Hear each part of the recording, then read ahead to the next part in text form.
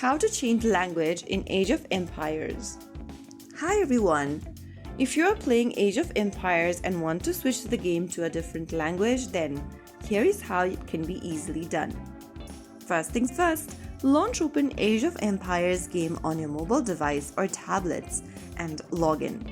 Once you are in the home section or the lobby screen, go to the top left corner and tap on your profile avatar. Now from the governor info section, go to the bottom left and tap on settings. Inside the settings menu that appears on the screen, look for language and click on it. You'll be able to see different language lists you can choose from. Select the language you want to change to from the list and click on confirm. And with this, you will be able to change your language. After you make this selection and make the change, your Age of Empires game will restart and it will be shown in the selected language. So that is how you easily change your language setting in Age of Empires.